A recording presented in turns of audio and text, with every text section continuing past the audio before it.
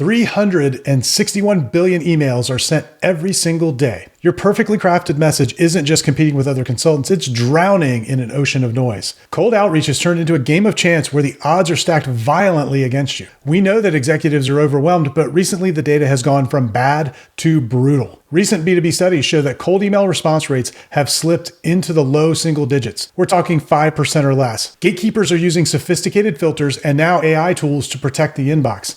In fact, industry data suggests that nearly 95% of cold emails fail to generate a response. They're often filtered out before they ever reach the CEO. You're trying to whisper in a stadium where everyone else is screaming. But there's still one channel inside the Fortune 1000 that feels important. A channel where the competition is almost zero. A physical FedEx envelope with a real book inside, sent to a specific person, tied directly to a problem that they care about. Here's what stands out in the research. While digital response rates are collapsing, direct mail, specifically what we call lumpy mail, is seeing an absolute resurgence. Data from direct response studies shows that dimensional packages, things that have weight and shape, are opened up to 3 times more often than standard flat mail. And standard flat mail already outperforms most digital ads by a factor of 10. So when you send a book in a FedEx envelope, you're not just sending another touch point, you're utilizing costly signaling theory. You're sending a physical signal that says, I invested time, money, and thought into reaching you.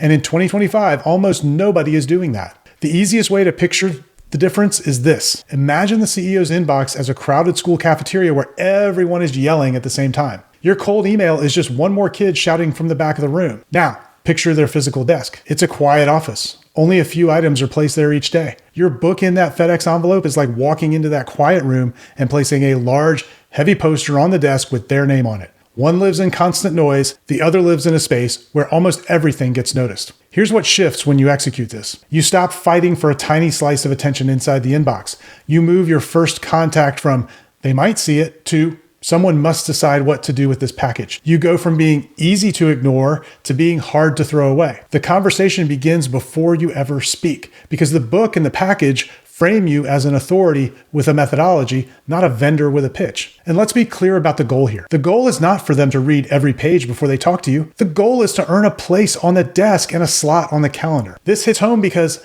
I know you're putting real effort into your outreach. You're writing thoughtful emails. You're crafting custom LinkedIn messages. And yet you still find yourself ghosted by the exact people you can help the most.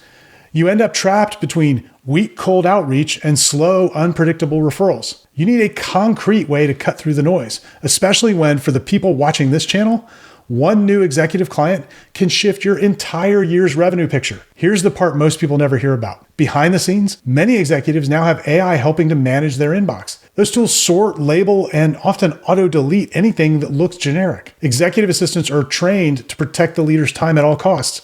But physical mail is different. It's still handled by humans who are taught to respect anything that looks customized, substantial, or valuable. We call this the Thud Factor. It's that sound that a heavy package makes when it hits the desk and it implies value. So as digital channels get more crowded, the physical channel stays relatively quiet and underused. Now, here's how different experts see this. Cold email specialists will tell you email still works if you send massive volume. And they aren't wrong, it's just a numbers game. Direct response marketers will tell you their highest value campaigns have always involved FedEx envelopes and lumpy mail aimed at a short list of key prospects. Publishing experts see the book as the thickest business card whose real job is to open doors. Sales leaders view this as account-based marketing. But the best operators, they blend it all together. They do their research, they sharpen their message, and then they deliver it in a format that nobody feels comfortable ignoring. This is really a story about the price of attention. As digital outreach got cheaper, everyone rushed in and trust eroded. As physical outreach got more expensive, more people stopped using it, which actually made it more powerful for those who stayed. A book in a FedEx envelope is not just a clever idea, it is media arbitrage. You're moving your first touch into a channel where your cost per meaningful conversation is actually lower than pounding away with another email sequence. And yes, both views can be true.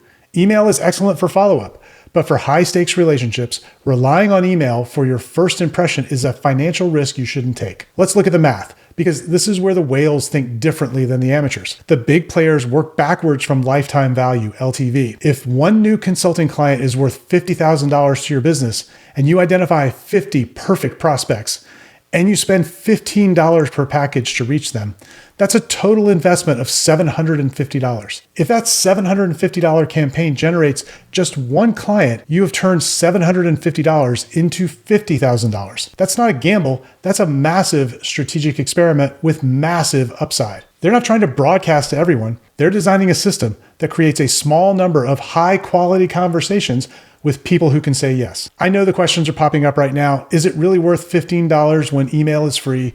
What if the assistant throws it away? What if the CEO doesn't read the book? Look, the answers are straightforward.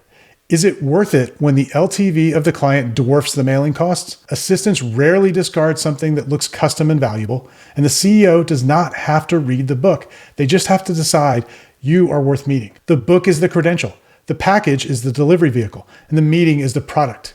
Has this happened before? Yes. In previous decades, the legends of direct response used FedEx envelopes and odd-shaped boxes to reach busy decision makers. The pattern is consistent. When the herd crowds into the cheapest channel, the winners pay a premium to stand out. Gary Vaynerchuk actually predicted this shift years ago in the thank you economy.